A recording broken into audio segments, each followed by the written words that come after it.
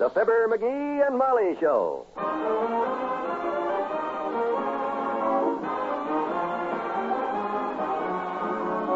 NBC and Tums bring you Fibber McGee and Molly transcribed. The show is written by Phil Leslie and Ralph Goodman and directed by Max Hutto.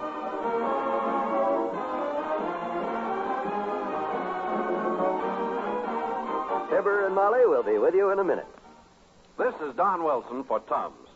Well, I guess everybody celebrates the new year each in his own way.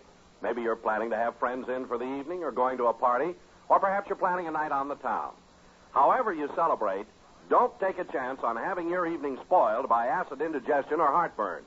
Carry Tums in pocket or purse. Then, if acid indigestion should strike as the result of overeating, overindulgence, or too much smoking, you'll be prepared for don't wait relief.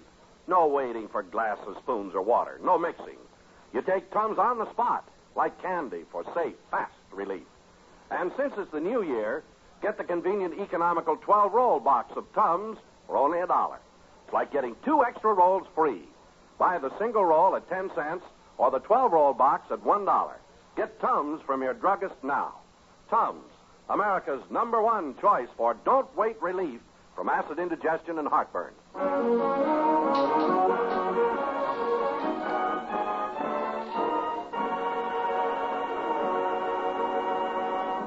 The big talk around Wistful Vista this week is the New Year's Eve dance and home-baked vaudeville show being thrown at the local Elks Club.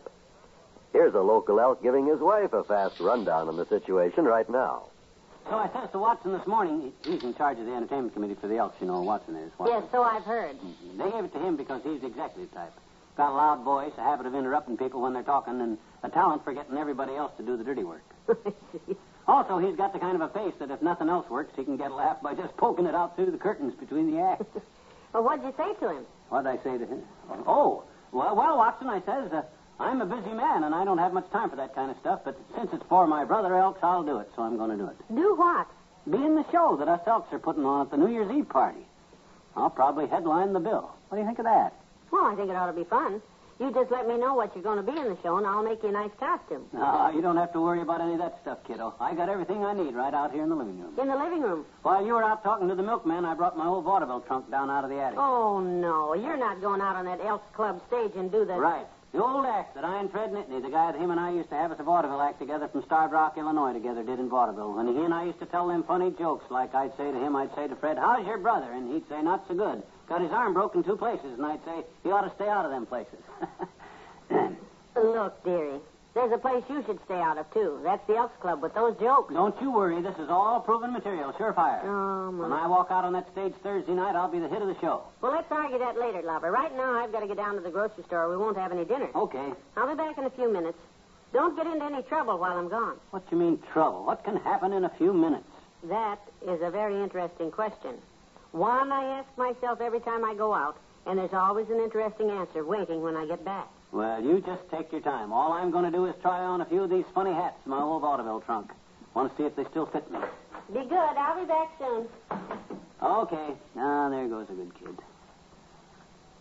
Wives may come and wives may go, but not my wife. She's afraid to leave me alone for a minute.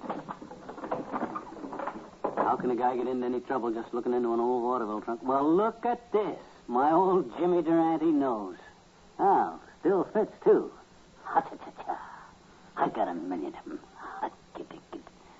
Hey, there's my old beat-up felt hat that I used to hit Fred over the head with when a joke didn't get a laugh. Ah, those vaudeville days. No, I want to do that. Come in. Hi, mister. Oh, it's you, Teeny. I just came out. Oh, he did it, didn't he? He went and did it. Who did what? What you talking about, sis? Mr. Howell, he did it. He punched you in the nose just like he said he would. It's all swollen out. No, nobody punched me in the nose, sis. This isn't my nose. See? Just a piece of cardboard, like a cat. Oh. Gee, that's a swell idea, I bet you. I wish I had a hat like that for my nose so it wouldn't get cold. This ain't a beezer bonnet, sis. It's one of the props I used to use when I was in vaudeville. Where, mister? Vaudeville, sis. Haven't you heard of vaudeville? No. We're only up to Mexico. Our geography class. No, Teeny. Vaudeville ain't a country. It's a show. Only, hey, I tell you what. You sit right down here and I'll show you what vaudeville is, okay? Oh, boy. A vaudeville. This will be wonderful, I bet you. I got a record here someplace that I and Fred Nittany used to open with. Oh, here it is. Let me turn this record player on.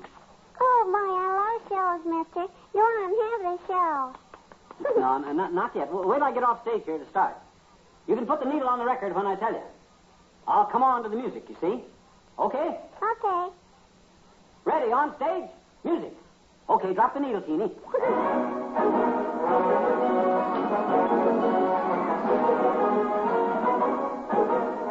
evening, ladies and gentlemen. Good evening. Thank you, Maestro. Thank you. You know, a funny thing happened to me on the way to the theater tonight. A man walked up to me and said, Mister, will you give me a dime for a cup of coffee? And I said, I might. Let's see the coffee. Don't you get it, Teeny? I said, it's... What does that mean, mister? What does that mean? No, you don't drink coffee, do you? No. Did he want to sell you the coffee, mister? Because a dime... I'm afraid this stuff's a little too sophisticated for you, sis. It's too subtle. You run along home and tell your folks to be at the Elks Club New Year's Eve, though, will you? Because when I walk out on that stage and start firing them jokes at them, I'll make it.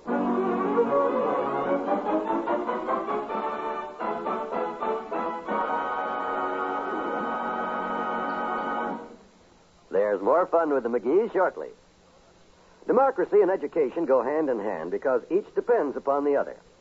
The importance of education in good schools is an American tradition that goes back to the earliest days of our nation. The fact is, our whole way of life is based upon our public school system, and in a way, our pride in our schools is as important as our pride in our country. Today, a serious situation in our schools is arising, caused by an unprecedented increase in our population. Our schools must be made adequate in both numbers and facilities to take care of millions more children. In many communities, new and larger school buildings are needed. Classes are crowded, and there just aren't enough teachers to do a good job. In other communities, school facilities are old-fashioned and inadequate. It's up to every citizen to find out just what the conditions are in the schools in his community. If improvements are needed, join with others and see that those improvements are made. If you need help in improving conditions, write to the National Citizens Commission for Public Schools, New York City, New York.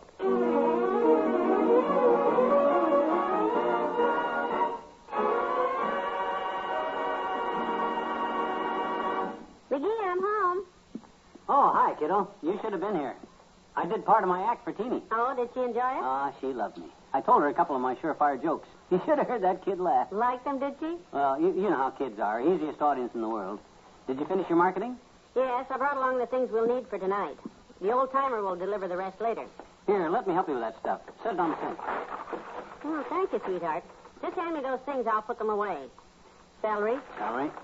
You know, I've been going over this old act of mine. potatoes, You know, looking over these jokes Fred and I used to do. corn. Some of them maybe slightly. Oh, okay, corn, yeah. Oh, here you are. I got a problem telling these jokes, though, Molly. You said it. The trouble is, it takes two people to tell them, you know. They're questions and answer type jokes. Like I used to say to Fred, tell me, Schultz. Schultz. Yeah, we had what we called a Meyer and Schultz routine. I was Meyer and he was Schultz, you know.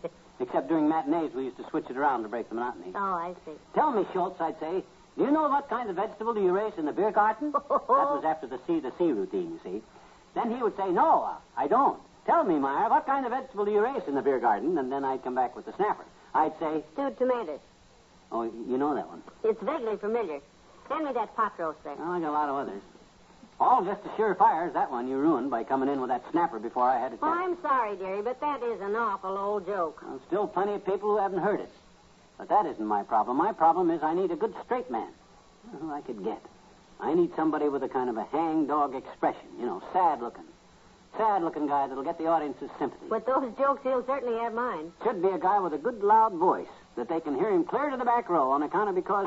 Grocery boy! Hey, the old-timer. Now, dearie, he's an old man. He can't run as fast as he used to. Hi, daughter. Here's the rest of your groceries. Put him down right there, old-timer. I want to talk to you. Oh, hi, Johnny. Sure, what's on your mind? Old-timer, I'm going to do you a great big favor. Oh, dear. Oh, you don't have to tip me, Johnny. Forget it. No sense you going through that whole business of looking through your pockets for change again. Last time you did that, it ended up with me lending you a quarter, and I can't afford that again today, so let's skip it. I wasn't talking about that. How would you like to go on the stage? Oh, not me, Johnny. I'm too old. I told you, dearie. Papa used to drive the stage between Abilene and Sandy Gulch. No. The way that coach used to bounce all over the road, it was all Papa could do to hang on. Got so he had to fill his hip pockets full of lead to keep from bouncing off.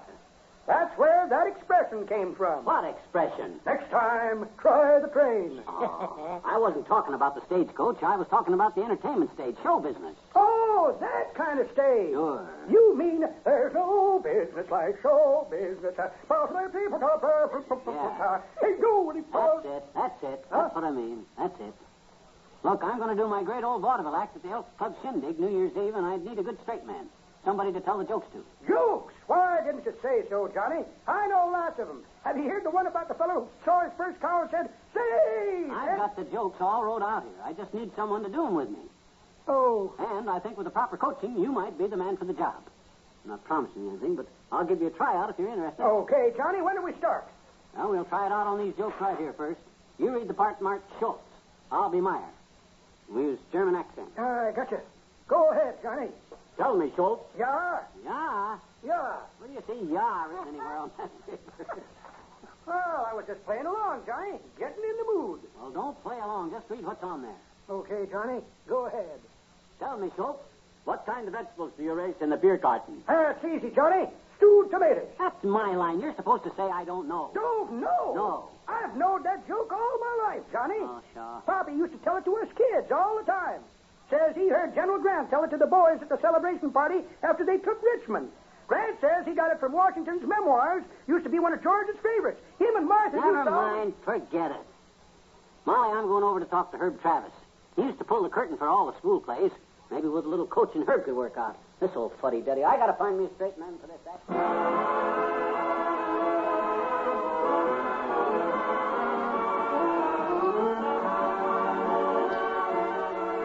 We'll say goodnight to Fibber and Molly in a moment. Christmas may be past, but the holiday spirit still prevails across the land. And on the wonderful programs of the NBC Radio Network, you'll hear this spirit reflected in great radio entertainment. Tomorrow night, for example, listen to the top comedy entertainment by that master marksman, Groucho Marx.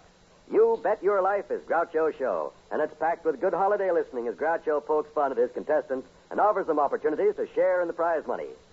We know you'll enjoy You Bet Your Life each Wednesday evening on the NBC Radio Network. And we know you'll also want to be on hand for the fun-filled Great Gildersleeve program. Willard Waterman portrays the bumbling Gildersleeve, and the laughs come thick and fast as he wades into trouble as Summerfield's water commissioner. Then you're invited to sit still and walk a mile. Sounds impossible, we know, but you can do it tomorrow as you listen to Bill Cullen in the fast-paced Walk a Mile program. Keep your date with relaxing radio listening and set your dial right here to this station where you hear the familiar 3 NBC chimes.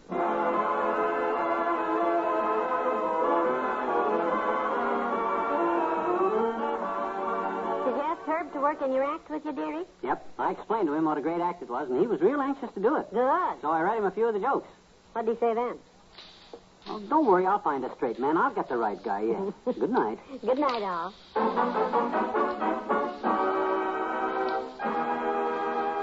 NBC and Tums have brought you the Fibber, McGee, and Molly program, transcribed with Bill Thompson as the old-timer. This is John Wald inviting you to be with us again tomorrow night for another visit with Fibber, McGee, and Molly.